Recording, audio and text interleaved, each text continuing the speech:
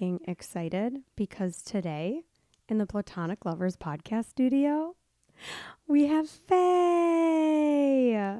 Welcome to the podcast, Faye. Thanks for having me, Erin. Oh, I love looking at your face. It makes me so happy. So, you've obviously listened to me and Zoe talking about stuff on the podcast. And we spent, the first few episodes talking about like what it means to be besties and all that kind of stuff. But I'm thinking I kind of want to switch gears today because, we all have different friendships and we have each other for different reasons. And I think one of the things I kind of want to be vulnerable about today is that when I have really, really hard times, you are always my first phone call. And I don't know if it's just because we've been through so much together in the last, I don't know, how long has it been? 15 years? Mm-hmm. Oh, it has. Oh my God, it has been 15 years. Because it's been 10 years since Ellie. Well, yeah, but we met in grad school in 2010. Yep. Wow. Yep. And so when I'm feeling sad or when I'm just having big things, my reaction is to Faye, And there's been a lot going on lately and it's been really hard. And I don't know, I feel like maybe people would want to hear about just kind of some of the stuff going on and how, in the context of our friendship, why it feels so good to talk to each other about our stuff. And not because, I always joke around like we're Thera friends, but that's really not it. Like when I started Ellie 10 years ago, truly 10 years ago, you were my first phone call. You basically told me you're coming to work for me. I haven't started it yet, but it was like less about needing your brilliance as a therapist and it was me needing you for me.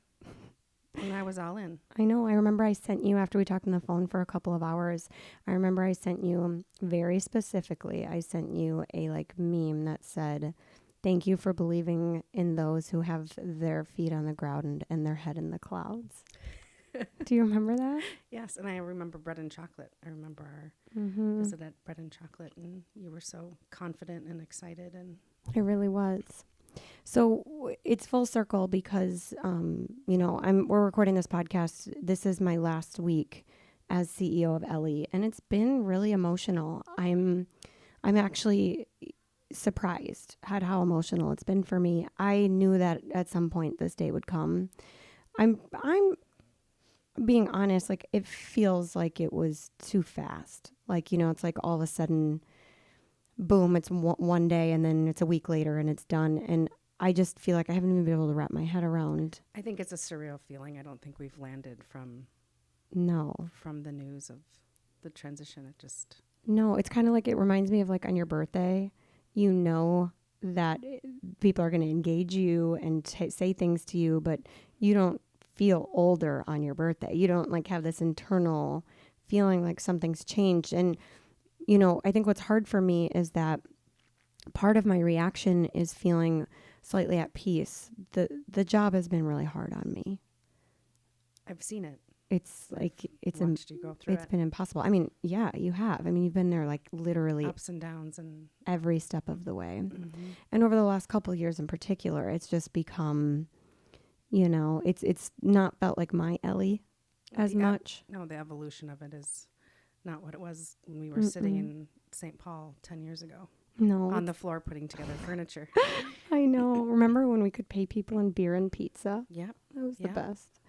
Yeah. And so, one of the things that we were talking about before we got on air was just, some of the transitions and some of the big feelings. And we kind of started spitballing into how does it make us feel just as like women and therapists and people who kind of wear their heart on their sleeves, and how do you keep showing up. And I think one of the things that surprised me the most is, yesterday I had to address the senior leadership team, and, people regard me as being this like very strong, powerful, feminine presence. I mean, I can count 4 times in 10 years that I cried at work, right? I just, I'm crying. I cry plenty. I'm certainly not an anti-crier, but I really find myself to be fairly poised. Same thing like in therapy, like when your client is bawling in front of you because their mom's dying of cancer, like you have to hold it together and maybe a tear will drop down your face, but we're not ugly crying, right? Mm-hmm. Mm-hmm. And so there's a like emotional dissonance we have to be able to put up. And so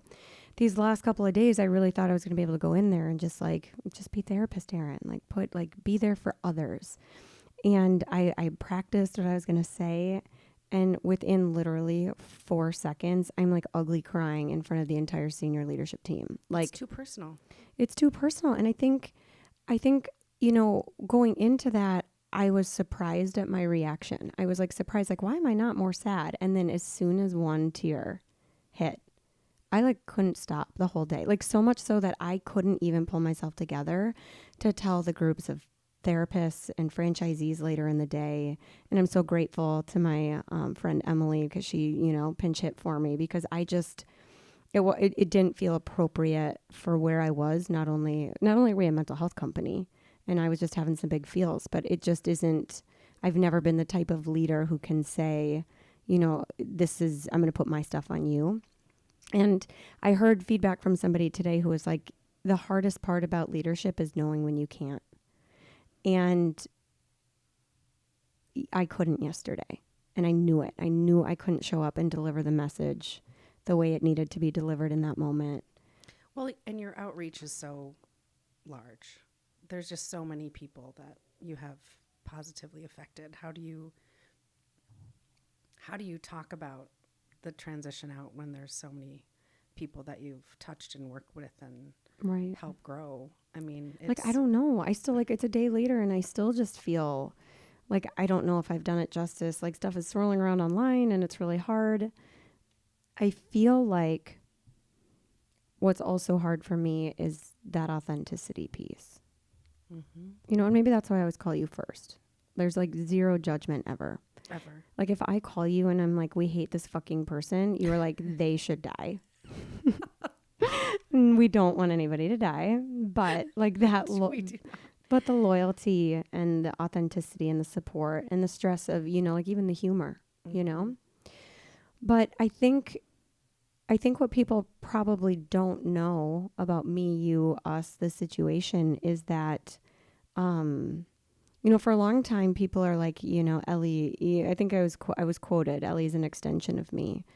And I don't know how to qualify that. I don't know how to make that sound like a thing, because I'm sitting here in my last couple of days and I don't know how to reach it. I don't know how it's an extension of me. People are always like, it's your child. And I'm like, I hate to be like that person to say, actually, no, I have children. You didn't want to have any more children because of Ellie, though. Yeah, no, it's true. I mean, in that sense. Yeah. So I don't know. It's just been a lot of feelings. How are you feeling about the whole thing? I think, like I said before, it's still surreal to me. Like, I have to land a little bit. It's a difficult thing to process because it's no longer what it was 10 years ago. It immediately, in a matter of minutes, changed. Mm-hmm. It's what I think about is 10 years ago, like I said, sitting in Ellie, this big space with our three offices. That's what I think about. And that there's a grief and a loss. Sure. Yeah, like that ambiguous loss. Mm-hmm. Mm-hmm. Yeah, I agree. I mean, this all happened so fast that I hadn't actually called Faye first when I got the news. But as soon as I knew that we were like going to tell anybody else who wasn't kind of under the tent, as they say in corporate speak, she was my first phone call. Dan was going inside the restaurant to get us some pasta, and I called you, and you just like immediately were like, Erin. And we just cried. Mm-hmm. I mean, that was it. Don't do that. I know. There isn't any, I mean, it's an automatic loss. Yeah. And it's hard because, a lot of times people talk about grief and loss like it has to be sadness. And I don't know if my tears are just pure sadness. It's change. That's really more what it is. It's how do you does it feel different today? No. Has what's happened in the last couple of days felt really hard? Yes. Cleaning out my office, not hard. So I don't know. It's just it's this very surreal thing that I feel so grateful that, I have my family. My parents came over last night. Actually, Zoe and Brad were here and we had Chinese food. Faye was busy working, of course, so she couldn't come. But we had this plan that we were going to hang out today anyways. And so, she came over, had lost clients and came over. And the feeling of feeling supported by just humans who, like people talk about that ride or die feeling. Like that's probably the thing for me that makes me feel emotional. We were just talking about that. One of the hardest parts about today is that I know that there's hundreds, if not thousands of people talking about me and creating a narrative, good or bad.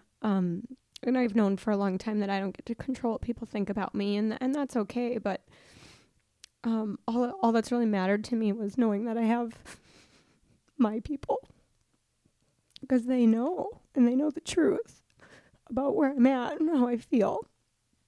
But I don't think you ever get comfy, no matter how much success or no matter how much you're liked. Like, one of the things that we've kind of joked about in this transition, and how to address people is I've said I'm not like a Marie Antoinette CEO. And it's funny because I visited Versailles last summer, but like there's nobody, maybe there's a couple people who are like off with her head, but like I have forged such genuine and authentic connections with so many people that what gets so hard about it is, I don't have to lose those connections. And so sometimes it's hard for me to like try and wrap my head around like, what are the tears for? It can't just be because I'm not getting a paycheck anymore. Even though that is scary. That's very scary. There's vulnerability to that. Like, I don't sit on a mountain of wealth. Remember, it's a mental health company, not, biomedical, pharmaceutical, something, right? Like, we're still just therapists who, if we're lucky on a good day, get $150 an hour, right? So it's been a hard, weird time.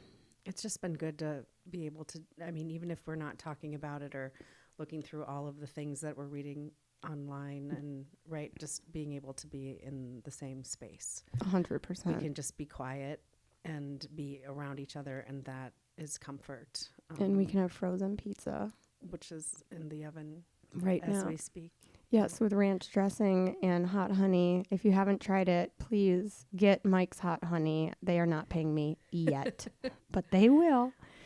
But that has been, just really big for me. And I think, sometime in the future, I'll share more when I'm ready about just how this transition has been for me and how it's felt for me. Being a young woman in business comes with really challenging feelings. And being a smart woman in business can be, have its own set. I'm not saying that there's women in business who aren't smart. There's a lot of smart people, men, women, whomever. And there's also unsmart people, not smart people. See, I was just not smart. I was just unsmart right there. But I think what's really hard is, like I have finally, in all the years of feeling like I had imposter syndrome or like, what am I doing? Or just flying by the seat of my pants. I really feel like now I know what I'm doing. And I think that's also hard too. It's like you finally feel. You get your footing. Yes. I finally feel like I would wake up in the morning over the last year and I'd be like, I know exactly what to do. That's been work. That's been work. Mm-hmm. Watching you from 10 years ago. Oh my God. I used to cry. Maneuvering that, you're totally different. Mm-hmm. But I think that's what's also so hard about it. It's like, I don't want to go on and just have another job. At least I don't think so. I'm not one of those people. I have other friends who are business owners, and when they're done with their business, whether they close them, sell them, whatever, they're like, yeah, I'm just getting a job that I don't have to respond to after 5 p.m. And I'm over here being that's not you though. That's just not me. You're a visionary. You have a lot of ideas, and this is not, the end of the, Well, and that's just it. Like, I feel I've learned so much. Mm-hmm. I've always said too that Ellie, not knowing that I was an entrepreneur at heart, about a year or two ago, I realized I kept saying to you guys, like, Ellie is where I'm learning.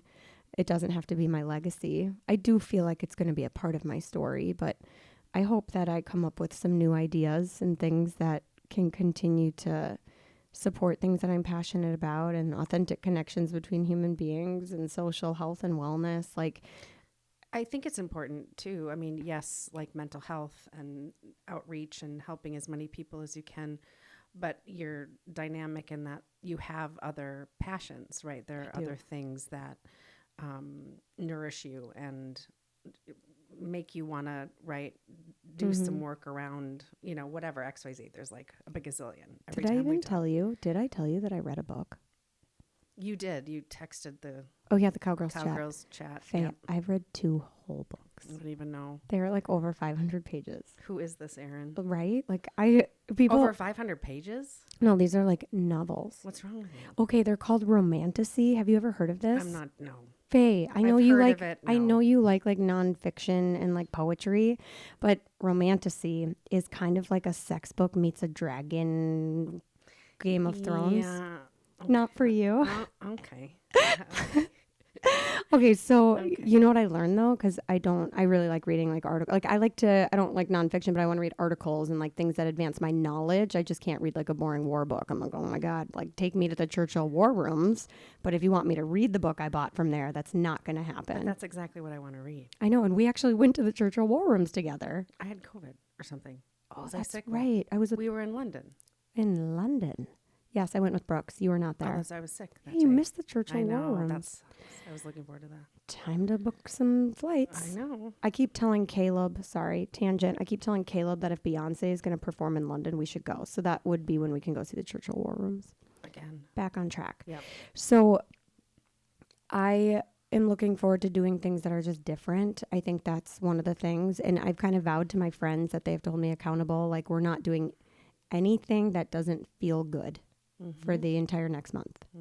Like, if I want to work, great. But if I don't, great.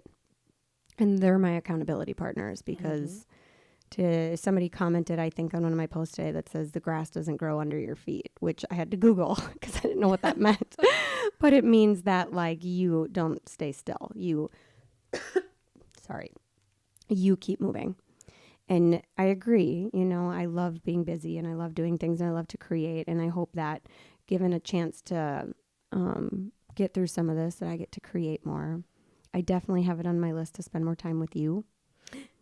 Yes. We're going to Florida. I know. Soon. That'll be nice.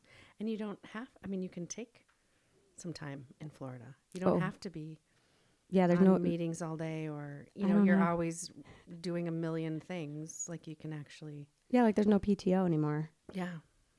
Which is funny because a couple of years ago when before I brought on partners, I didn't have a pay, I had owner's distributions. I wasn't a W-2 employee. There was no PTO. And it's funny that I have to like get back into that framework of like, I don't do that anymore. It's weird, right? It's going to take a minute. Maybe. I maybe took like 3 days of PTO. Yeah. What is it even? I don't know. I have anxiety. So every single time I check Even if you're not home working, you're working wherever you are. It doesn't matter. But that's a testament to my passion. I love I don't just love LE and mental health, but I love human connections and supporting people. And I love being challenged creatively and doing all that. You need to be challenged creatively. Yeah, that. I don't think you would function well without being challenged creatively. It could be really fun. You come up with ideas and then I try and find business plans around them. Oh my God. Because you have one of the most like funny knee-jerk reaction, like, oh my God, did you just say that? Senses of humor. That would be fun. That would be fun. So here's what you have to do. I got the best advice like years ago from one of my friends who's creative. Do you journal ever? No. Okay. So I also think it's inefficient, classic business brain, to like have a journal, but I use the notes on my iPhone. I probably have a good. Yeah, I keep notes. So you have to get a note in your iPhone and you have to title it ideas. And every single time at the end of the day, like, how sometimes they'll do like people will be like, do those gratitude tents and say 3 things you're grateful for at the end of the day and whatever. I mean, there's positive psychology that shows that works, but instead write 3 things in your day that frustrated you and what you could do about it. So like I've been doing it lately and there was a day where I take Ritalin. It's no surprise, but it's a shortage across the country. You can't get it, the long acting. And I was about to go on a trip. I went to Costa Rica last week, which also a beautiful country. We can talk about, we need to talk about travel. One of the best trips literally that I ever took was to Costa Rica. Yes. And you and I need to have a podcast episode where we talk about travel, which we'll talk about Which that we've another done time. a lot together. Yeah, world traveling. But I was trying to get my prescription filled before I went out of town, and I had to call 20 pharmacies. And I finally found one. And so at the end of that night, I was like, that was one of my frustrating things. And you have to call the prescriber back, and then they have to call it in because it's a controlled substance, whatever. And I finally found it, and I picked it up. And at night, I came up, I was like, what frustrated me about today? And the first thing was that I wanted to create some sort of web app that doctors could use. I don't need to use it, where doctors can know if it's like script in stock. Like, so they know that when they send it, that it's going to be filled. Because how much inefficiency is there? If I have to call 20 different pharmacies and then I have to call them and their triage person has to recall it, like, how good of an idea is that?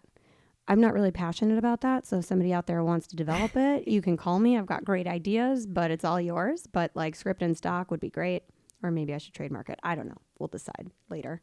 You've trademarked a ton. I have. Why not add it to your list? I also love coming up with creative marketing slogans and just buying the domain names. Like, I'm pretty sure I have the domain name that says talktoyourdeadfriends.com. I think I do. I mean, with my partner, Brooks, I will always say things like, I wish there was a device that, or, you know, like something like that, right? You're thinking about a need.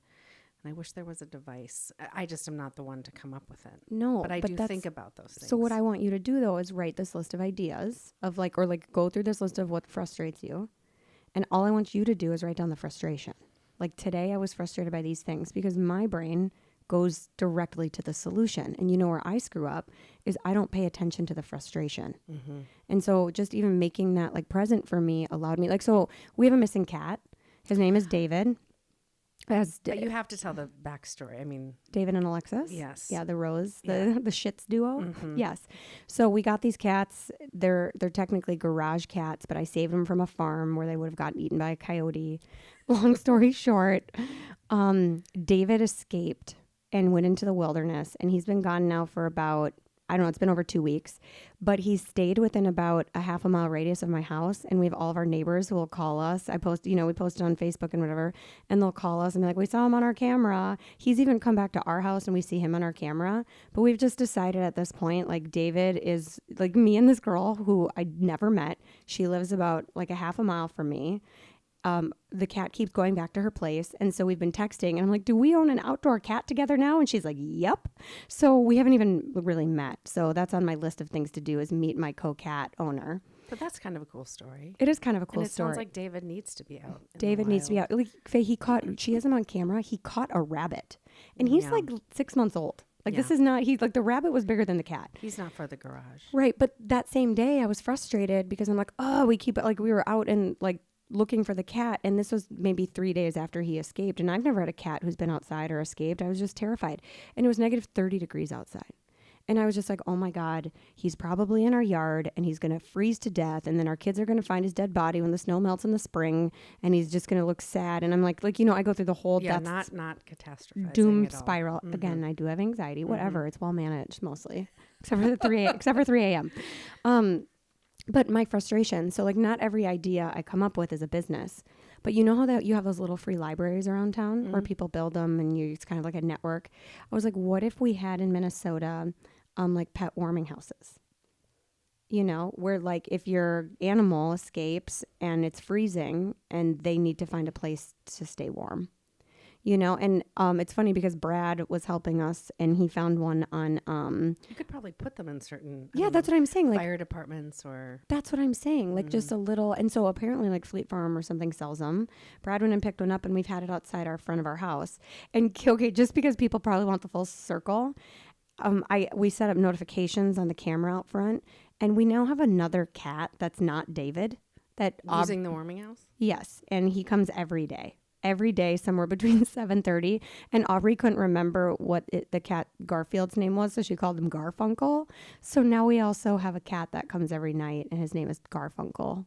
But I love that. It's so cute.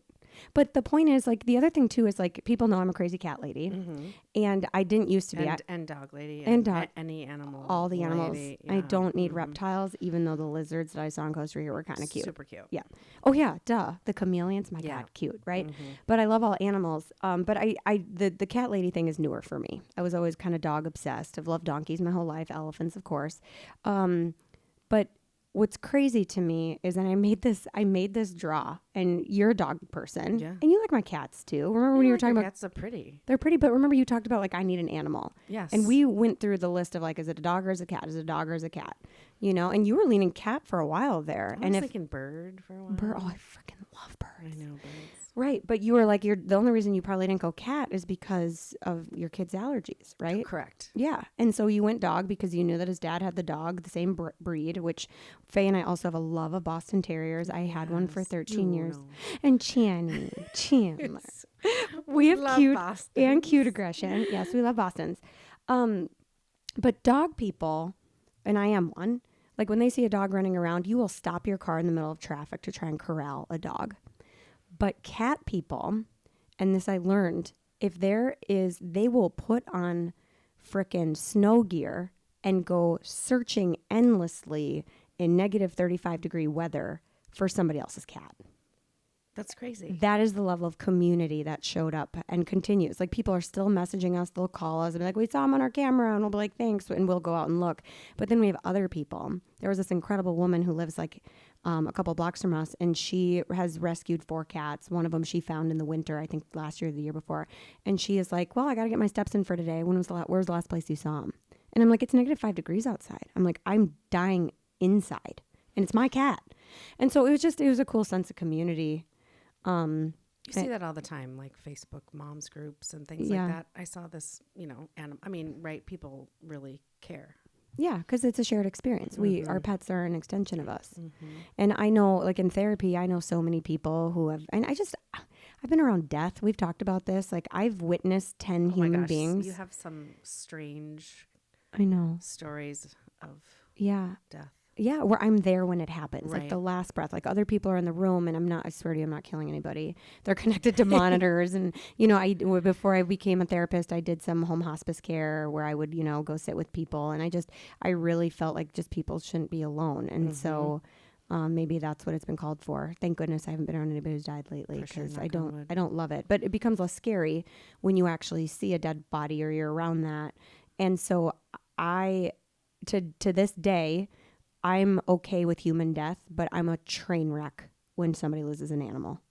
Like, I can't. And that's that shared experience of just, like, this extension of love. Well, you don't even like when I send Instagram reels if it's even remotely sad about an animal. No. You're like, don't send me that. You're like, please stop. Send it to other sad friends. Don't send those to me. Right? Like, I'm reading fucking Romantasy to escape the sadness of the real world, Faye. Yeah. Okay? So we don't want any dead pets. I know. I've really tried to refrain. Right. From And that. you know what I'm going to be able to do right now, which doesn't happen, especially in the evening, and we're filming this, like, after 5 p.m., is I'm going to bring it back to what we were talking about, because it wasn't David, and it wasn't our love of animals, and it wasn't Boston Terriers. It was coming up with ideas. Yeah. And one of the things that I know for me for sure gets me through hard times is not just humor, which we both have a sick, disgusting, awesomely funny sense of humor, which is my favorite. We have to. We have to. But it's this, like, shared idea in, and I am actually, like, excited to come back to the podcast, and we're going to make a list of your frustrations Oh my God. and the ideas that I come up with. I'm full disclosure, if they're really good, I'm not going to be sharing them with you all. I will be keeping them for myself, because girl needs a job. Okay. I will work hard to come up. documenting my frustrations. Yes, your frustrations. I think that's great. Well, I think this is good. I love that I got to introduce you to the people. Well, I've never done this before. You're natural. No. You were all, like, hot and flush. I'm and all, totally hot. I'm totally but you aren't sweating. anymore. No, you aren't. I am. Well, it's just hot in this totally- room, but well, you did so good. just like this old lady. Well, and I purposely made the topic about me so that you wouldn't be as stressed absolutely. out. Don't ever make it about me. But next time we're going to Yeah. talk more about Faye, because she has No. incredible stories to tell and wisdom that people would just, and resiliency, and just the most incredible person. oh, so, you're sweet. well, I love You're you. sweet. I love you too. Thanks for listening.